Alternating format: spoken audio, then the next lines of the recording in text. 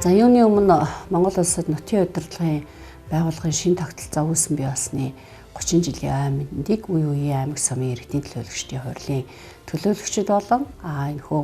хурлын ажлын албанд ажиллаж байсан хурлын нарийн бичгийн дарганаар ажлын албаныхаа нийт бүрэлдэхүүнд аймгийн иргэдийн төлөөлөгчдийн хурлын ажлын албаныхаа нэрийн өмнөөс мөн нийт аймгийн иргэдийн төлөөлөгчдийн хурлын зөвлөлийн гишүүдийнхаа нэрийн өмнөөс түүхт 30 жилийн халуун мэндийг хүргье.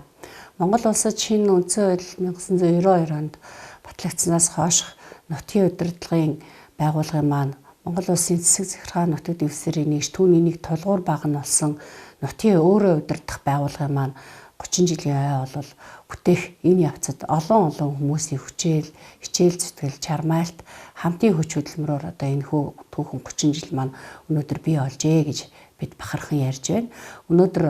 30 жилийн айн баярын арга хэмжээгээ бид нар үе үеийнхаа аймгийн удирдлагууд өөрөөр хэлбэл нутгийн удирдлагын байгууллагыг үеийн үед удирдах ирсэн 1992 оноос хойш удирдах ирсэн нутгийн удирдлагын байгууллагын буюу аймгийн иргэдийн төлөөлөгчдийн хурлын дарга, аймгийн засаг дарга нарынхаа хийж бүтээсэн тухайн он цагийнх нь томоохон ач холбогдол зохион байгуулжсэн арга хэмжээ гаргаж байсан тодорхой бодлого шийдвэрүүдийг өнөөдөр бас хэлэлцэж айн баяраа хүний хөгжил, бодлогын хөгжил дээрээс нь тэрхүү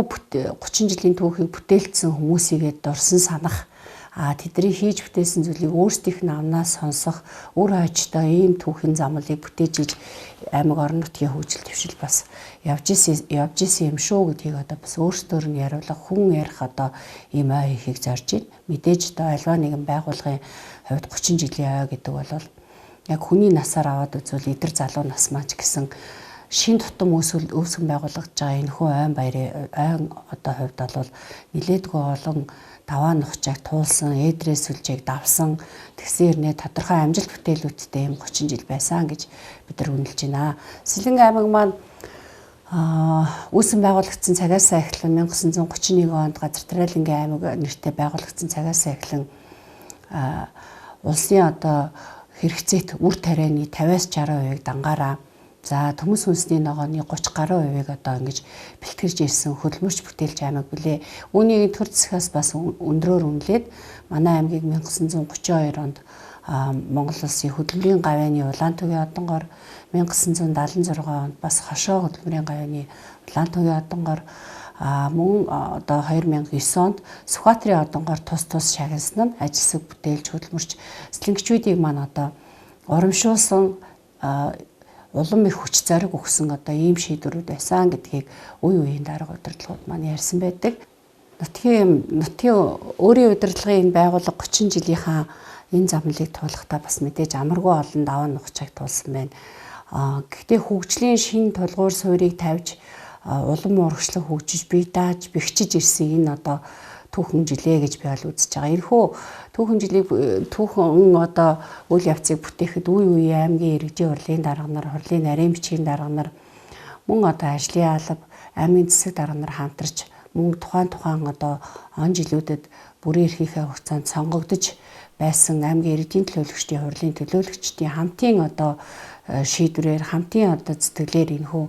30 жилийн маань түүх маань давтагдшгүйгээр бас олон амжилтуудыг авчирсан байна. За жишээлх юм бол манай Сэлэнг аймгийн иргэдийн төлөөлөгчдийн хурлын хувьд бол гаргасан тогтоол шийдвэр бодлого хэрэгжилтүүд нь үе шаттайгаар амжилттай хэрэгжсэний үр дүндээс манай засгийн газраас Монгол улсын төрөөс өндрөөр үнэлж эдгээр шагнал урамшуулалт өгдөг. Хүсэн Сэлэнг аймгийн ард иргэд маань өнөөдөр 109 мянга болтлоо өсөж хөгжсөн байна. 2 том хөлийн боомттой энэ аймгийн хувьд бол хөгжил дэвшлийн түүчийн улбаа бүртэн нутгийн өөрийн удирдлагын байгууллага ингээд хамт байж ирсэн гэдгийг дурдхан зүйтэй. За өнөөдөр манай Сэлэнг аймгийн иргэдийн төлөөлөгчдийн хурлын ажлын албаа нийт 12 хүний бүрэлдэхүүнтэй аймгийн иргэдийн төлөөлөгчдийн хурлд нийт 37 төлөөлөгч маань 5 бодлогын ороотойгоор үйл ажиллагаа явуулж байна. За бүрийн эрхийнхээ хугацаанд 20 онд сонгогдсон цагаас бид нийтдээ аймгийн иргэдийн төлөөлөгчдийн хурал маань аймгийн иргэдийн төлөөлөгчдийн хурал маань 12 удаа хуралдаж 81 тогтоолыг гаргасан байна. Аймгийн иргэдийн төлөөлөгчдийн хурлын тэргүүлэгчдийн бүтц маань 2021 онуудад нийтдээ 39 удаа хуралдаж 45 тогтоол шийдвэрийг гаргаж ажилласан байна. За мөн шинэ хуулийн нөхцөлд ор бий болсон аймгийн иргэдийн төлөөлөгчдийн хурлын дэргэдэх хурлын зөвлөл маань нийтдээ 7 удаа хуралдаад 50 асуудлыг ингээд авч хэлэлцэн үзүүлэлттэй байна. Сэлэнг аймгийн иргэдийн төлөөлөгчдийн хурлын тэргүүлэгчид хэмээх бүтцэн үе үед бас аймгийн засаг даргатайгаа аймгийн засаг дарга түүний баг хамтолонтой хамтран ажиллаж одоо тодорхой бодлого шийдвэрүүдийг гаргаж тэрийг гүйцэтгсэн төвшөндөө үр дүнтэй байсан учраас бас өнөөдрийн бидний ярьж байгаа энэ олон амжилт бүтээлүүд Сэлэнг аймагт маань иржээ гэж бид нар бодож байна. За мэдээж энэ 30 жилийн түүхэнд бол засаг захиргаа нутаг дэвсрийн түүний удирдлагын тухай хууль нь хэрэгжих явцдаа шат бүр дээр хуулийн дагуу үйл ажиллагаа явуулж байгаа ч гэсэн бас сая 2020 онд 22 оны 1-ээс хэрэгжиж гисэн шинэ хуулийн маань нөхцөл байдал одоогийн үйл ажиллагаа явуулж байгаа иргэдийн төлөөлөгчдийн хурлын хувьд бол мэдээж баггүй зарим асуудлууд нь одоо бусад дагалдах хуулиудтайгаа зөрчилдөх дагалдах хуулиудад нэмэлт өөрчлөлт оруулаагүй улмаас одоо бас зарим асуудал дээр удаашралтай шийдвэр гаргахтай ийм нөхцлүүд байгаа ч гэсэн дэвшилтэд одоо зарим нэгэн зүйлүүд бол энэ шинэ хуулийн дээр туссан байдаг. Учир нь юу вэ гэх юм бол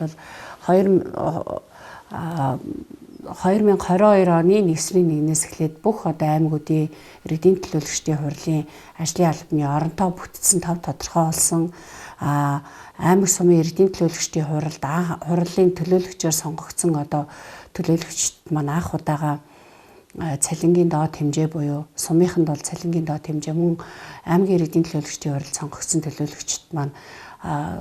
цалингийн хөдөлмөрийн үлсний доод хэмжээг 2 дахин нэмэгдүүлсэнтэй тэнцэх юм урамшууллыг бий болгож чадсан зэрэг ингээд дэвшилттэй талууд байгаа боловч бас дагалдах одоо 200-аад хуульд нь зарим тодорхой зайлшгүй арах хэвээр өөрчлөлтүүд ороогүй учраас ингээд саад бэрхшээлүүд удаашралтай асуудлууд тулгарч байгааг бол бид нар бол хэлхэн зүйтэй. Гэхдээ альва цаг хугацаа бүрд одоо он нэмэгдэж нас нэмэгдэх тутам тодорхой хэмжээнд байр суурь сууж төлөвшөж бичиж байгаагийн баталгаа олж чадсан олон асуудлуудыг бас энэ шинэ хуулиар мэдээж зааж өгсөн байдаг. За Сэлэнг аймгийн маань хувьд аймгийн иргэдийн төлөөлөгчдийн хурлын бодлого шийдвэрээр хамтдаа хэрэгжүүлсэн Монгол Улсын засгийн газраас гаргасан бодлого шийдвэрүүдийг бид нар бас хэрэгжүүлэх төвшөндөө 2017 онд аймгийн маань Сэлэнг аймгийн маань газар тариалангийн гол бус нутаг буюу эрчимсэн мал аж ахуйг хослуулан хөгжүүлэх нутаг болгон зарласан. Үүний үрээнд бид нар бас үргэлжлүүлээд хөрсөн дээрээ бодиттой шийдвэр гаргаж Сэлэнг аймагт хөдөө аж ахуйн талаар баримтлах бодлогын баримтчигтэй болохыг зорж байна. Монгол Улсын ерөнхийлөгчөөс зарласан нүүбий эндэр дээрээс зарласан тэр бум мод хөтөлбөрийг манайх аймаг зөвхөн дэмжиж биш түүчилж оролцох тарц суулгацыг нийлүүлэгч аймаг болохоо бид нар зарлаад энэ дагуу одоо тодорхой үр дүн гараад ажиллаж байна. За мөн хөдөө аж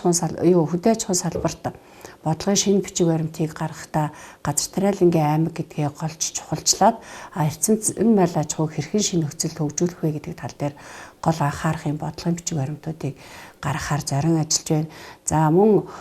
Монгол Улсын засгийн газраас Монгол Улсын ерөнхийлөгчийн зүгээс ч тэр ер нь дотооддоо хүнсний үйлдвэрлэлээ бэлтгэх ийм бодлого барьж байгаа цагдор манай Сэлэнг аймаг бол хүнсний зорилттой аймаг болох ажлыг дэмжин түүчилж ажиллах аймаг болон одоо зорилт тавиад ажиллаж байгаа гэдэг олон бодлогын шийдвэрүүдийг энэ цаг үед гаргаад явж байгааг одоо бас татаагаар дуулах.